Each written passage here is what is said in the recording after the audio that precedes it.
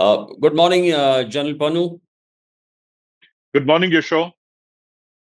We are back again to the drawing board.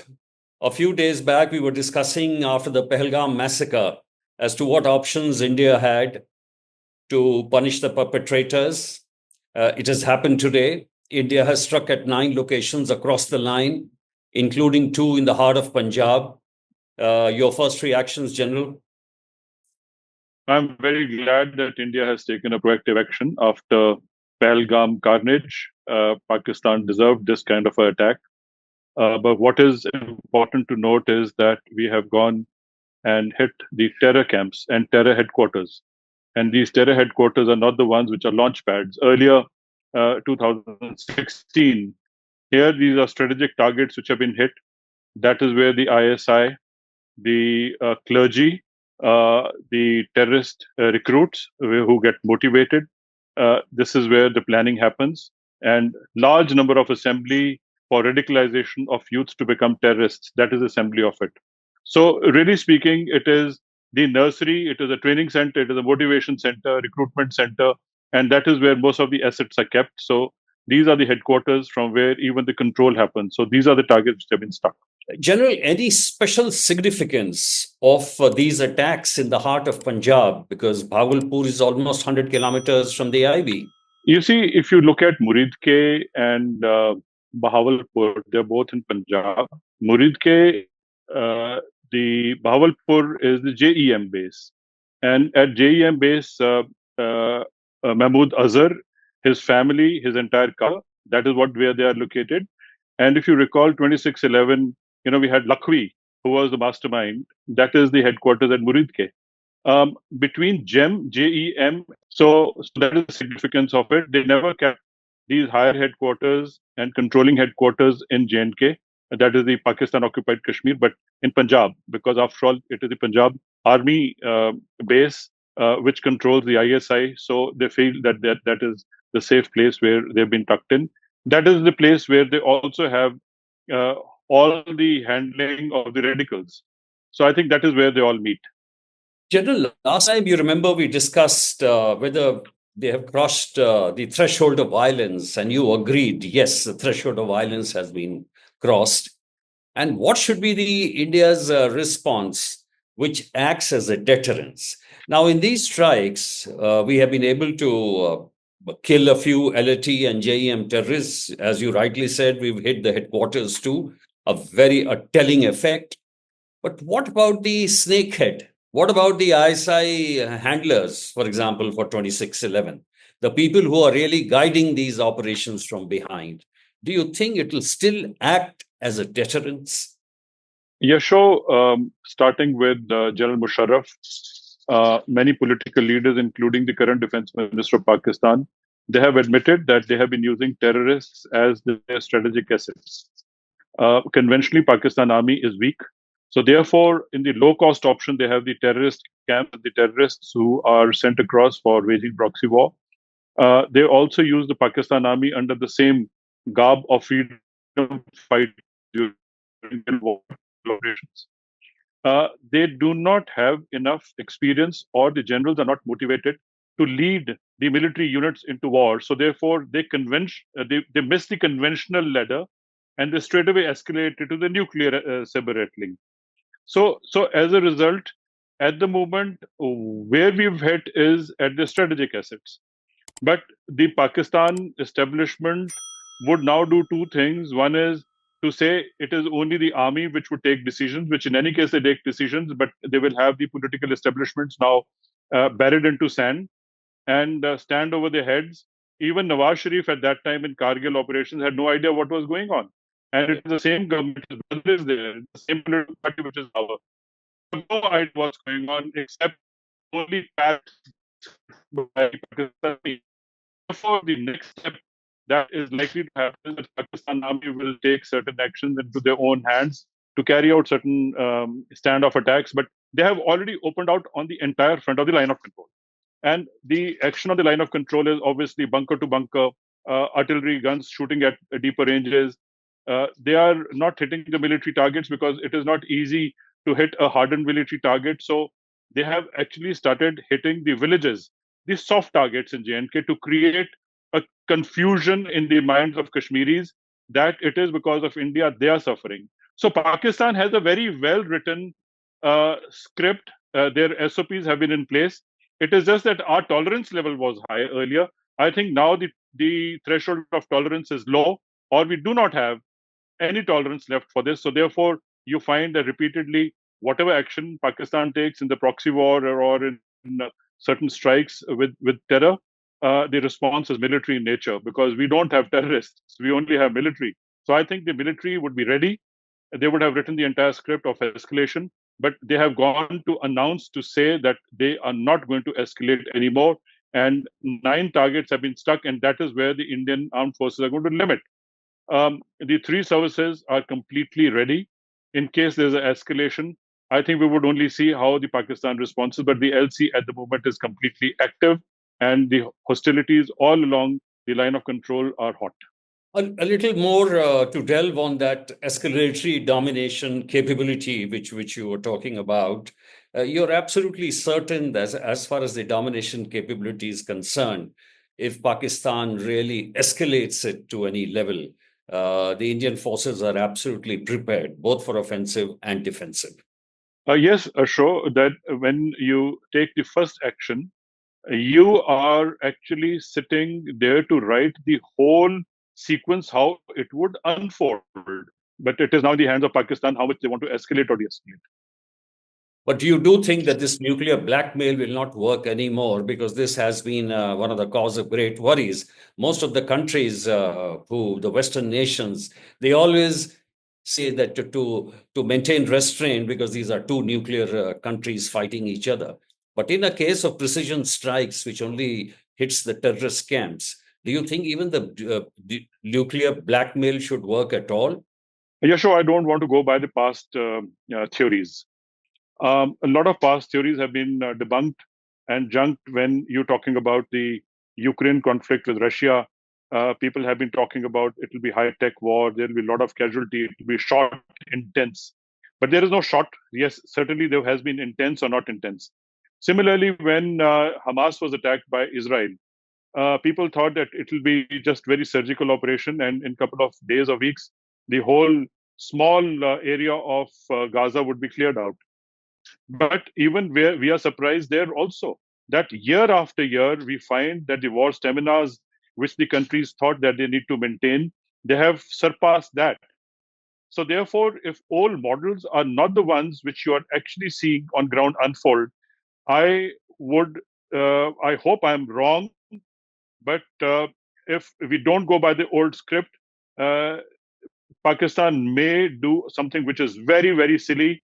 And I think then India will be forced to use the entire might of the nuclear arsenal that India has, because that is our stated policy that we are not going to go for first use.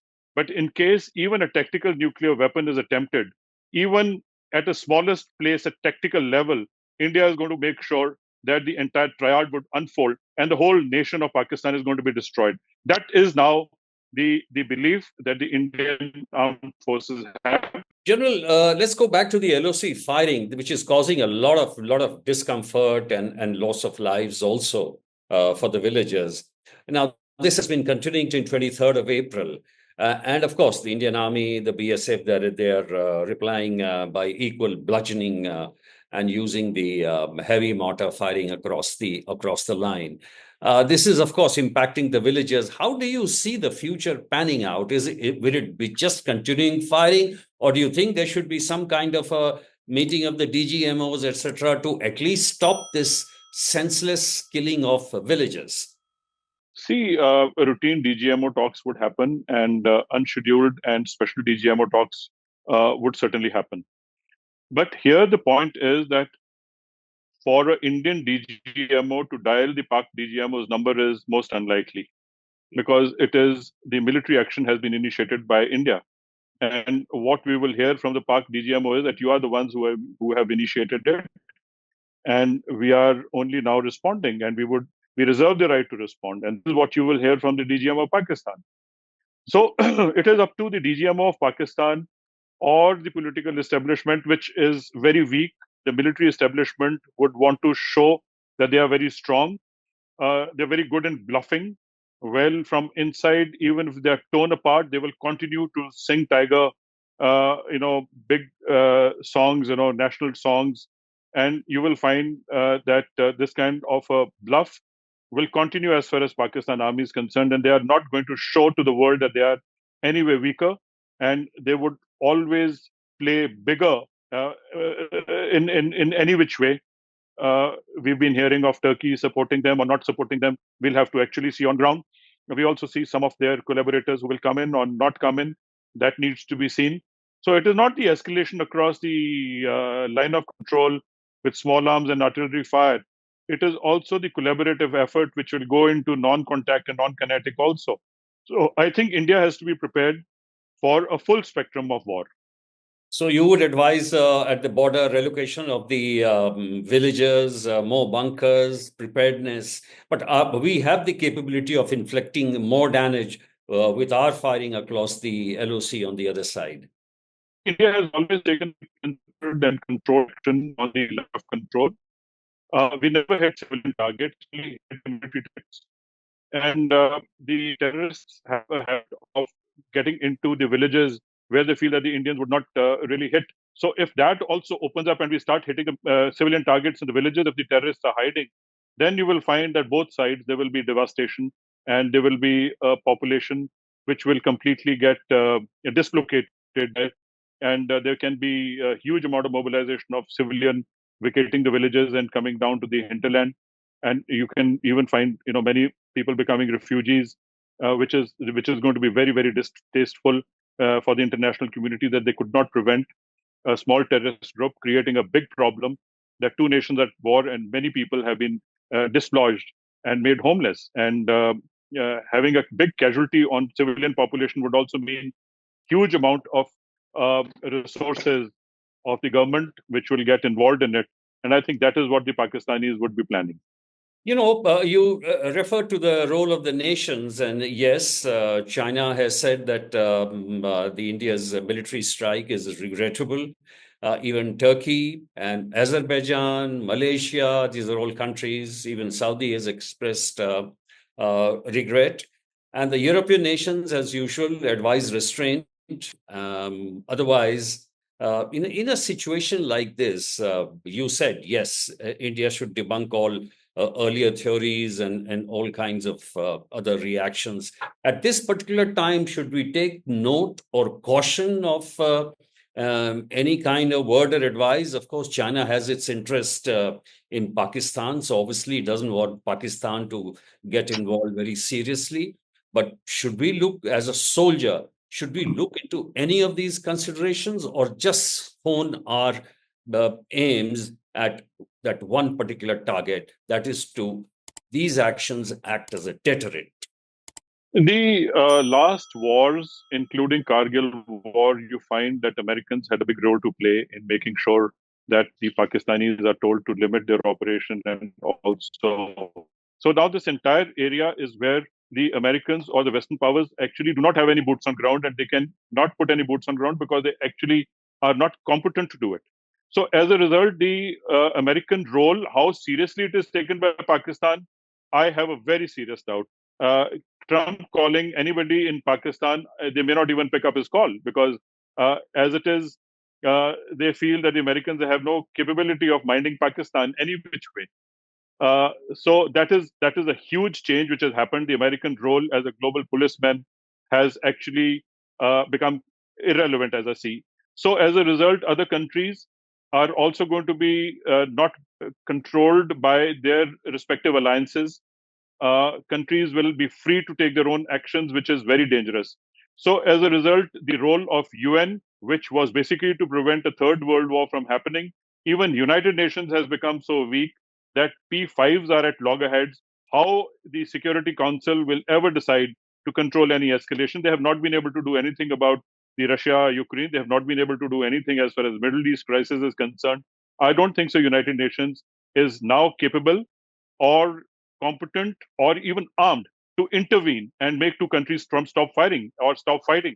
So this is the problem that we have, that the nations can land up making their own friends behave in a particular manner, which largely the monitoring which was done by the Americans or the United Nations used to come in handy earlier. इन सब बातों को देखते हुए general साहब, अंत में मुझे ये बताइए कि अब पाकिस्तान की फिर क्या प्रतिक्रिया होगी, कि अब वो क्या करना चाहेगा ऐसी स्थिति में, जब मालूम है कि उसे टेररिस्ट स्टेट भी घोषित कर दिया गया है, लोगों को ये मालूम है, उनके इंटरव्यूज में स्काई फॉक्स वगैरह के एंकर्स पूछ रहे हैं पाकिस्तान इंफॉर्मेशन मिनिस्टर से कि आपके यहाँ रिकॉर्ड है आतंकवाद का। तो ऐसी स्थिति में पाकिस्तान किस तरह का जवाब आप सोचते हैं हमें देगा? पाकिस्तान तो पहला झूठ का जवाब देगा। Actually it is a fight between Islam and a non-Islamic country. So once that kind of a narrative is told to them, obviously we will see how that kind of a support will come. लेकिन मैंने आपके programme में एक दफे बताया था कि पाकिस्तान एक फटी हुई चादर है और उसको स्टिच करने के लिए ये टू नेशन थ्योरी बोलते हैं, ये इस्लाम बोलते हैं, ये पूरा हिंदू और हिंदुओं को मारो, ये फटी चादर को सिलने का तरीका है। और अगर आपको टास्क दे दिया जाए कि फटी चादर को और फाड़ो, आप कैसे फाड़ोगे? So you know the Pakistan is in tatters. Baluchistan on their own, Northwest Frontier Province on their own, the northern agencies on their own. It is only on the own side of Indus. Pakistan is what actually Punjabi and Sindhi Pakistan is put together. Actually, that is the state of Pakistan which is intact, and this is the Pakistan which rules the Pakistan. Otherwise, you will find Baluchistan will be up in arms, Northwestern Frontier Province, and Afghanistan will also open up, because Afghanistan is also, which doesn't recognize Durand Line, can open up. So therefore, they would need to do more to make sure that they cry Islam only to tell Afghanistan, hey, listen, we are brothers. They don't have strategic depth. So to tell a brother not to attack them from behind, they will have to cry Islam. I suppose that is where they would head. Thank you very much, General Pannu. Thank you, Yasho. Always a pleasure being with you on your program.